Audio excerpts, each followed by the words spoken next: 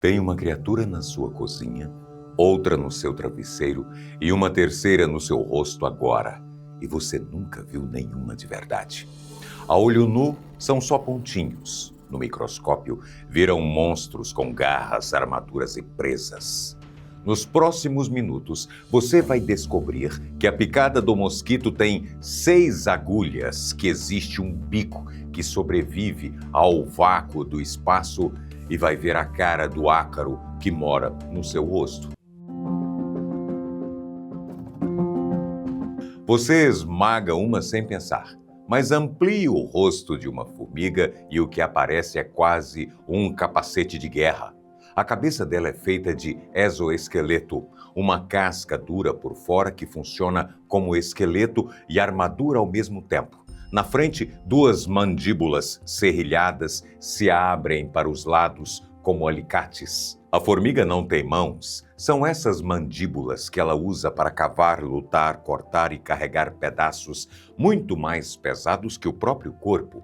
Mais acima ficam os olhos, e eles não são 2 pontos pretos. Cada olho é formado por centenas de lentes minúsculas grudadas que montam a imagem como um mosaico. A visão é fraca para detalhe, mas excelente para captar movimento.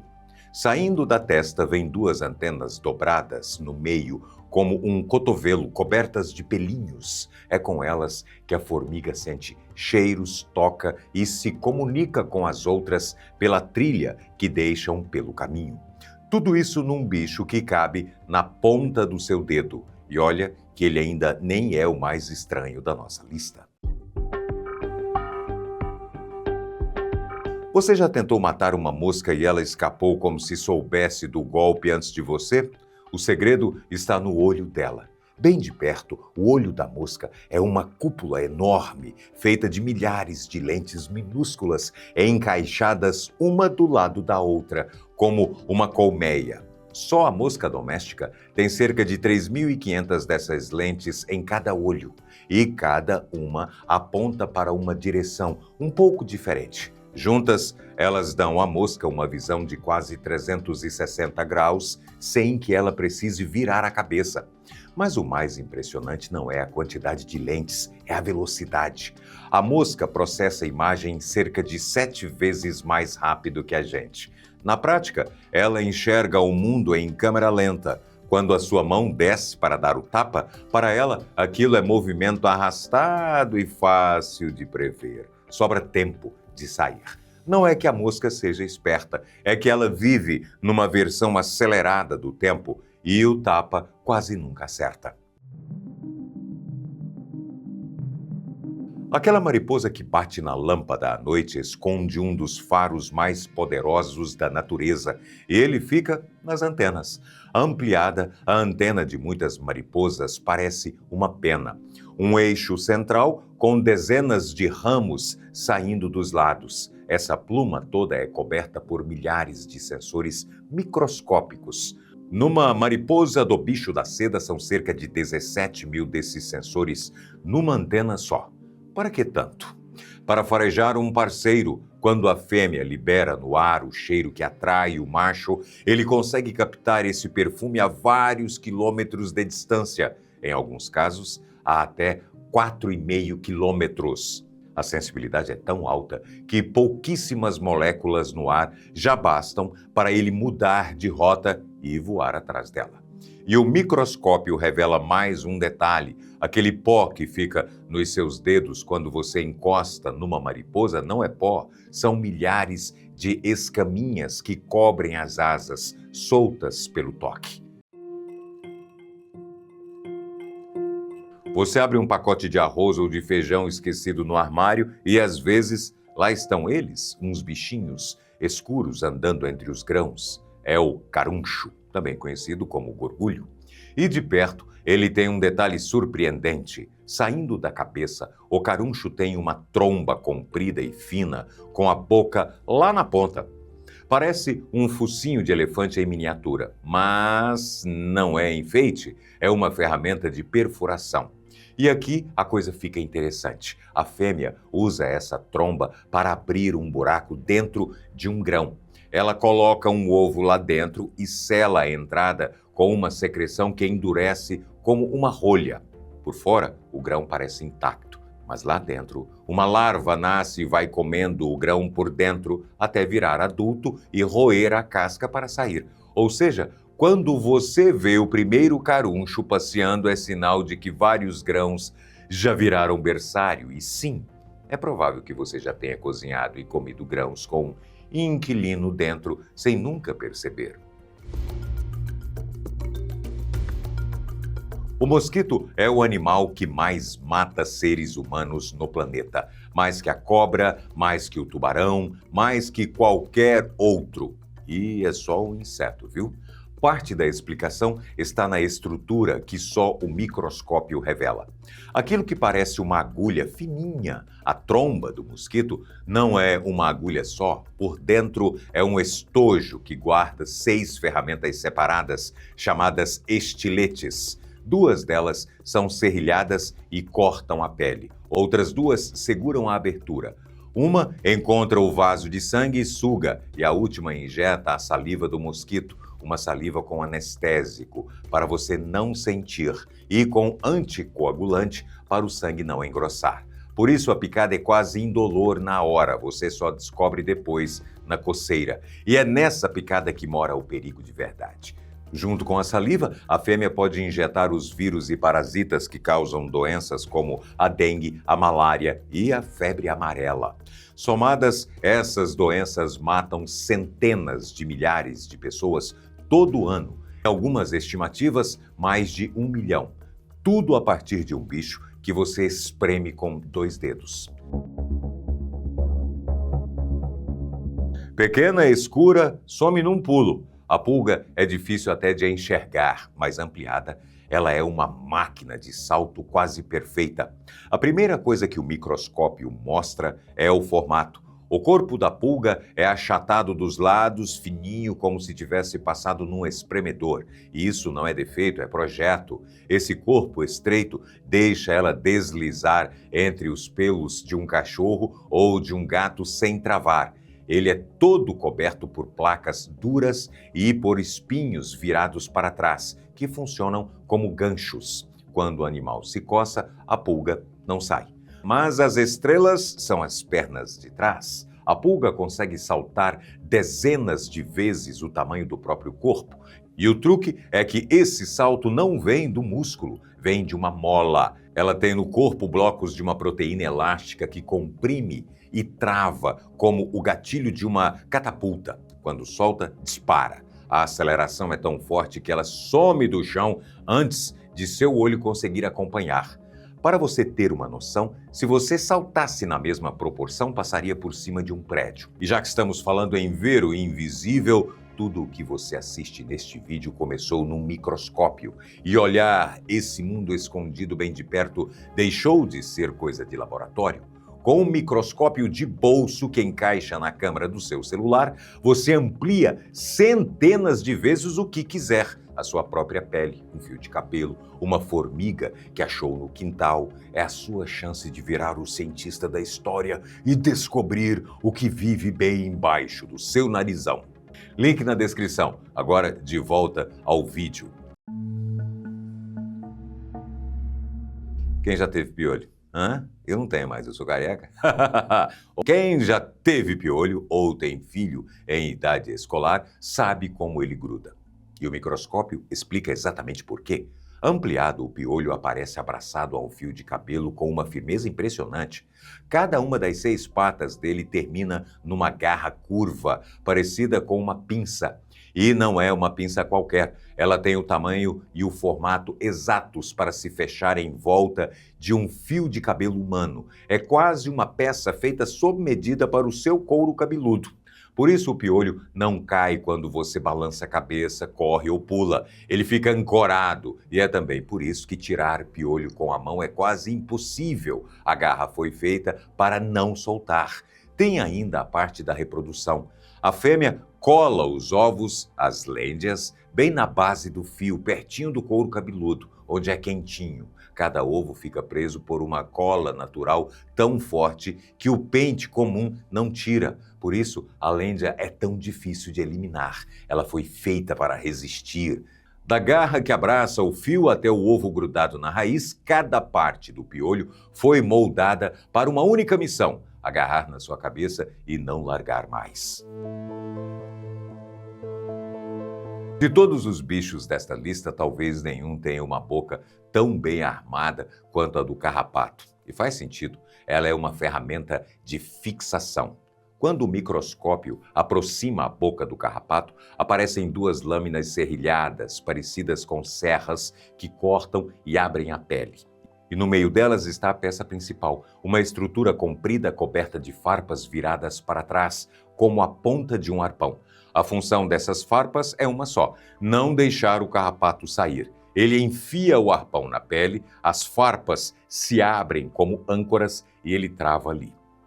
Algumas espécies ainda soltam uma espécie de cimento em volta para grudar de vez. Por isso, um carrapato pode ficar preso por dias se alimentando. E por isso também você nunca deve puxar um carrapato com força. O corpo sai, mas o arpão pode ficar cravado na pele. Atrás daquele ponto preto minúsculo existe uma das melhores ferramentas de fixação da natureza. Esse aqui talvez seja o ser vivo mais resistente do planeta, e ele vive ali no seu quintal, naquele verde úmido que cresce em pedras, muros e troncos de árvores. O nome dele é tardígrado, também chamado de urso d'água. Ampliado, parece um ursinho de goma gordinho, com 8 patinhas curtas, terminando em garras e uma boca redonda que se projeta para frente. Ele mede menos de 1 milímetro, invisível a olho nu. O que torna o tardígrado lendário é o que ele aguenta. Quando o ambiente seca, ele encolhe, expulsa quase toda a água do corpo e entra num estado de animação suspensa. O metabolismo cai para perto de zero, como se ele desligasse a própria vida por um tempo. Nesse estado, resiste a temperaturas de 272 graus negativos até 150 positivos e também à radiação e ao vácuo total.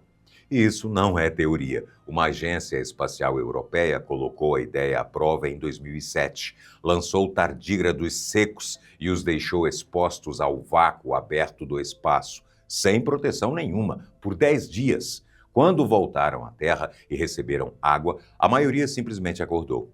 E mais, várias fêmeas botaram ovos que geraram filhotes normais. Foram os primeiros animais a sobreviver à exposição direta ao espaço.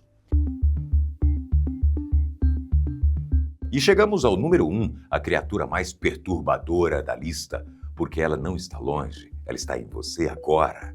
O nome dele é Demodex. É um ácaro microscópico de uns 0,3 milímetro, com o corpo comprido como um vermezinho e 8 patas curtas na frente. E o lugar onde ele mora é o detalhe que ninguém quer ouvir. Dentro dos folículos da sua pele, principalmente no rosto, na base dos cílios e nas sobrancelhas. E não é raro. Estima-se que até 90% dos adultos carreguem esses ácaros. Nas pessoas mais velhas, a presença é quase universal. Ou seja, você quase com certeza tem alguns vivendo em você enquanto assiste a este vídeo. A parte mais inquietante é o comportamento. De dia, o Demodex fica escondido lá no fundo do folículo. Mas, à noite, enquanto você dorme, ele sai para a superfície da pele para se alimentar e procurar um parceiro. Depois, volta para dentro antes de acordar você. Na maioria das vezes, ele é inofensivo, faz parte do ecossistema natural da sua pele. Mas pense nisso na próxima vez que lavar o rosto. Você nunca esteve sozinho e agora você sabe a cara de quem divide o espelho com você. E talvez seja essa a parte mais impressionante. Você não precisa ir ao fundo do mar, nem a outro planeta para encontrar seres que parecem alienígenas. Eles estão ali do seu lado, o tempo todo. Você só nunca tinha olhado de perto.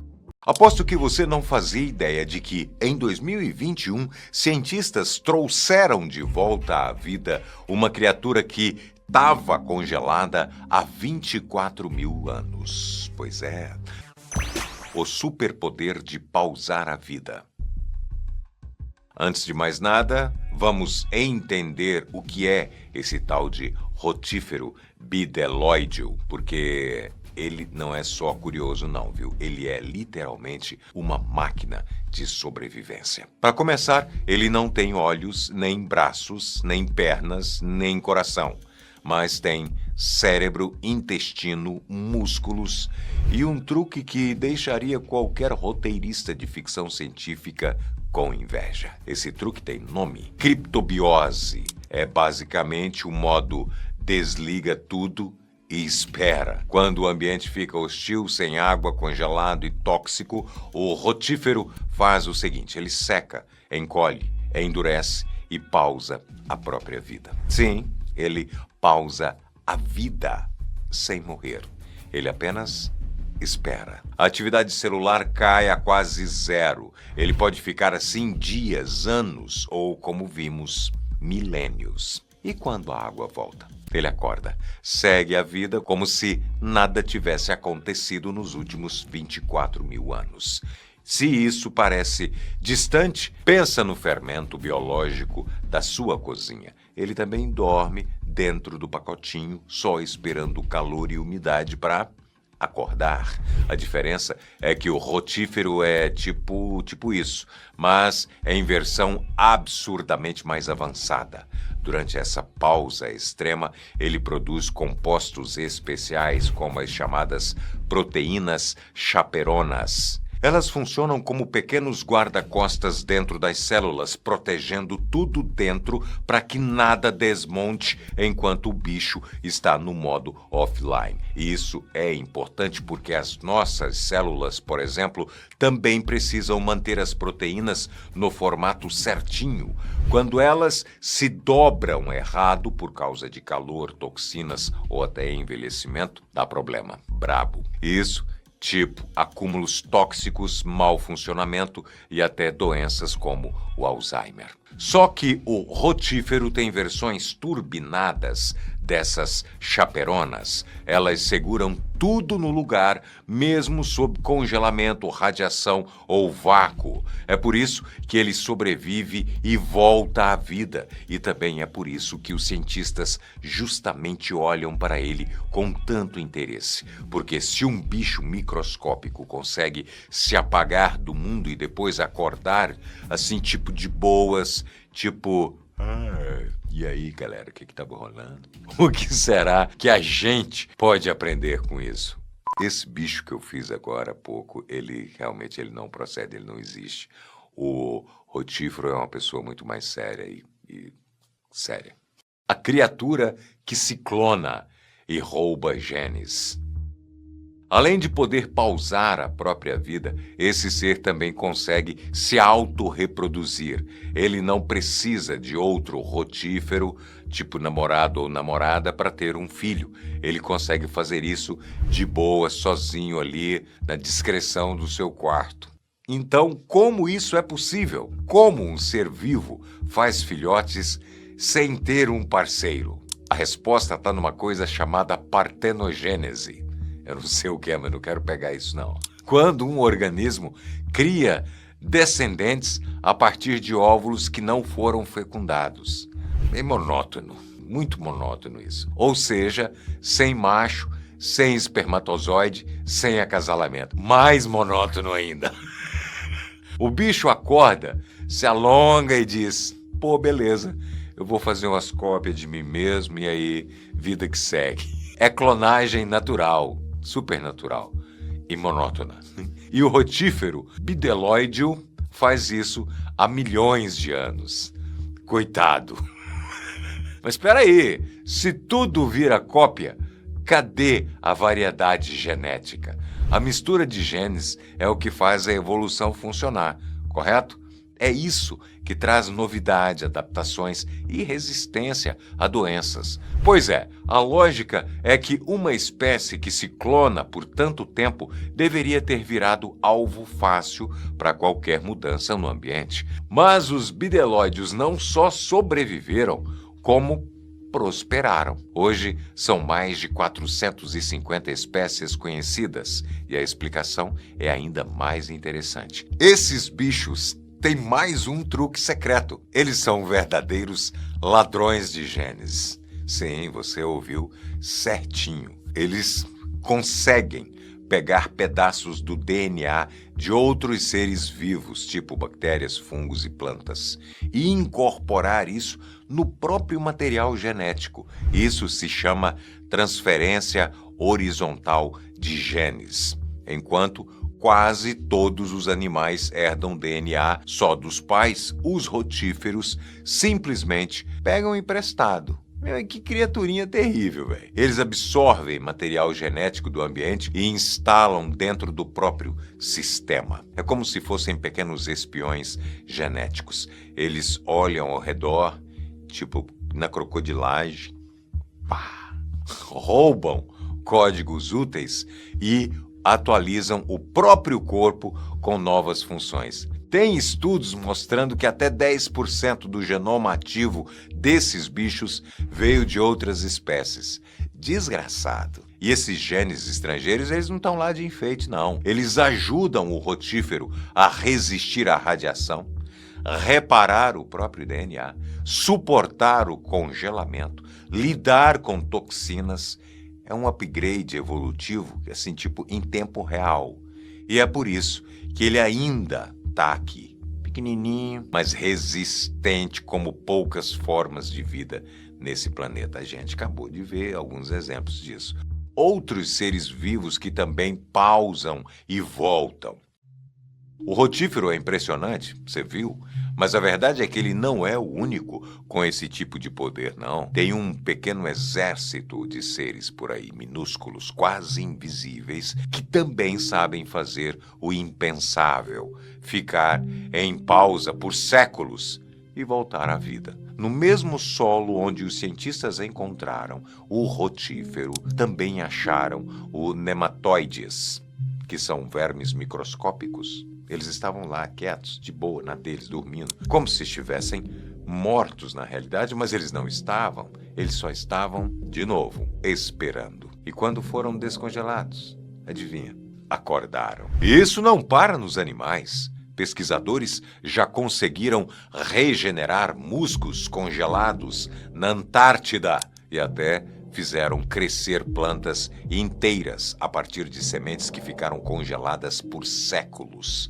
É como se certas formas de vida viessem como um plano B embutido. Se o mundo acabar agora, eu paro e quando ele melhorar, eu volto. E aí chegamos a talvez um exemplo mais famoso de todos, os tardígrados. Esses aqui, Gabriel do céu, você não está entendendo o que esses bichos são capazes de fazer, não. Ou, se você preferir, os ursos d'água. Esses bichinhos aqui, segura, são quase indestrutíveis.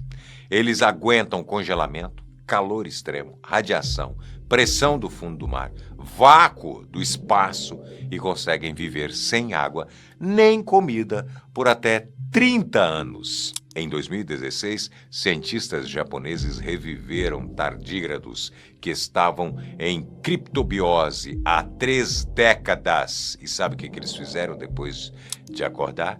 O mesmo que a galera que veio antes. Se reproduziram de boa. Você tá rindo, você tá vendo esse vídeo, você tá rindo. O que eles iam fazer depois que 30 anos dormindo, gente? O problema é deles, deixa eles fazerem o que eles quiserem. Bobagem é essa. Foi como se tivesse tirado, tipo assim, uma soneca um pouquinho mais longa. E aí a coisa ficou séria. Agências espaciais como a NASA e a ESA começaram a testar esses organismos em missões reais. Em 2007, a Agência Espacial Europeia lançou um grupo de tardígrados no espaço, sem proteção, sem cápsula. Eles foram expostos direto ao vácuo, à radiação cósmica e à luz ultravioleta 1000 vezes mais forte que a da Terra. Resultado, sobreviveram. É aí que entra uma hipótese que, por muito tempo, foi vista como loucura: a panspermia. A ideia de que a vida pode ter vindo de fora da Terra, talvez num meteorito, numa partícula de poeira espacial ou até viajando dentro de criaturas como essas aí. Se for tardígrado, certeza que foi. Vamos seguir. Se elas conseguem suportar o espaço, o frio, o tempo e a radiação, por que não? E mais, se essas formas de vida podem se desligar por milênios e depois simplesmente continuar de onde pararam, será que um dia a gente também vai conseguir fazer isso? Congelar o corpo, cruzar o tempo, quem sabe até o espaço e acordar do outro lado do futuro? O futuro em pausa. Depois de tudo isso, é impossível não se perguntar: e se a gente também pudesse fazer o que esses seres fazem? Desligar o corpo, pausar o metabolismo, atravessar décadas ou até séculos e acordar como se o tempo não tivesse passado. A gente brincou um bocado durante o vídeo, mas e aí? Diz aqui nos comentários, qual seria a sua ideia de tudo isso? Pode parecer ficção científica, mas essa pergunta não está tão longe da ciência quanto parece. Pesquisadores do mundo todo, incluindo da NASA, da Agência Espacial Europeia e de universidades como Harvard e MIT, já estudam formas de induzir estados semelhantes ao da criptobiose em organismos maiores. Ainda estamos longe de conseguir isso em seres humanos. Claro, nosso corpo é muito mais complexo e sensível, mas os estudos avançam, especialmente em áreas como criopreservação de órgãos para transplantes, hibernação induzida que poderia ser usada no futuro para longas viagens espaciais e até em tratamentos de emergência como trauma ou paradas cardíacas, onde congelar o tempo por alguns minutos pode significar salvar vidas. Em alguns experimentos com ratos, por exemplo, cientistas já conseguiram reduzir drasticamente a temperatura corporal e o metabolismo por curtos períodos sem causar danos permanentes. É pouco tempo ainda, mas é um começo. E se a natureza já fez isso há milhões de anos com criaturas minúsculas, quem garante que um dia a gente também não vai conseguir? Talvez não hoje, nem daqui a 10 anos, mas o caminho está sendo traçado. E ele começa com perguntas como essa, feitas quando alguém lá na Sibéria descongela um bichinho de 24 mil anos e ele simplesmente acorda. E você? Qual desses bichos te deixou mais arrepiado? Conta aqui nos comentários. Se você gosta de enxergar o mundo nesse nível de detalhe, entra para o nosso clube de membros. Lá tem conteúdo extra e vantagens exclusivas só para você. Até o próximo vídeo, viu? Não esquece de dar uma olhadinha no microscópio. Mó barato!